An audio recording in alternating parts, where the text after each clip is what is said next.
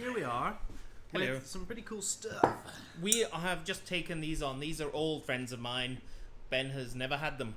These are Tahbilk wines. We're old friend of yours. They're old friends. I used to have them many years. Old friends. I thought, hello, I don't believe we've met.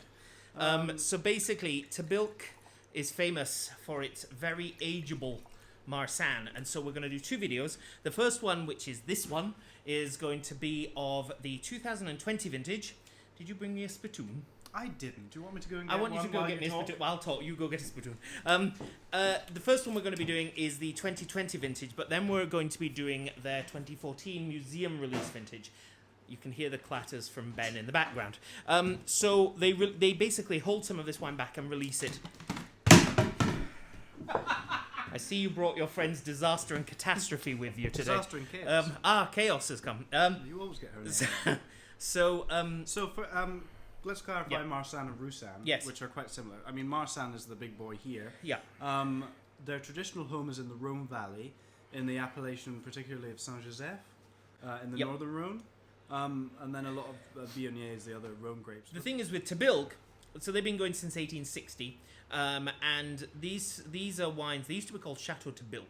Was it Chateau Tahbilk? I think it was. But they're now just Tahbilk, and their wines are really affordable.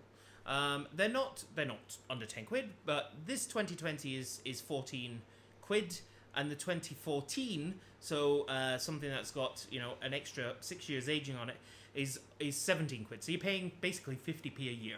And so we thought we'd do two tastings. We're going to compare these two, and then we're going to do two of their other wines after this. Again, both Marsannes. Yeah. And educate Ben in Aussie Marsanne. Now, because I need to learn varietals. Yeah. Now, I love it, and I find it interesting, and I actually can't recall one to mind where you have a producer like this that is focusing on one grape. They're not. They do have other. They do have other grape varieties, but Marsanne is the thing that made them. Yeah, it's not exclusively Marsanne. No. But we've got four pretty much different wines here, all from Marsanne. Palate time. Mm-hmm. So on the nose, it's really light and delicate, and pretty and citrusy and apricot-y and so on. And then the palate gives you this weight lift. It's got a bit more. If the 2020 is like this, okay. So there's a lot of acidity though. It's big. Really, it's got weight, but it's got freshness from that acidity there. Yeah, this is Australia. It's one of the most acidic alcoholic white wines you'll ever have, but it's wonderful. It's integrated. It's beautiful, honey and florals and then you've got that rapier-like acidity at the end, which just cleans everything up. Now, I know it's sort of moving on one after the other, but this is now moving on to the 14. So before you put nose in it, so an extra 6 years aging. This is their museum release, $16.95 for it, and see how it changes in just 6 years. Remember aging, kids? The nose becomes more rich and round and full, and it's like golden honey, like round peaches, apricot. But it's not Chardonnay smell. It's not the sort of peaches and white flowers. It's a deeper, roundier, mustier, toastier richness. It's Chardonnay, actually, if you don't put oak in it, it's quite neutral. It's beeswax. Exactly. That's what I was trying to say, because golden fruit you get with any aged muscular white wine, but this is musty and deep. The palate, it follows on there. The acidity is mellowing a little and becoming a bit more in balance with the wine, which has got a lot more weight to it. You've got this... But it's still fresh, though. Oh, beautifully so. Beautifully so.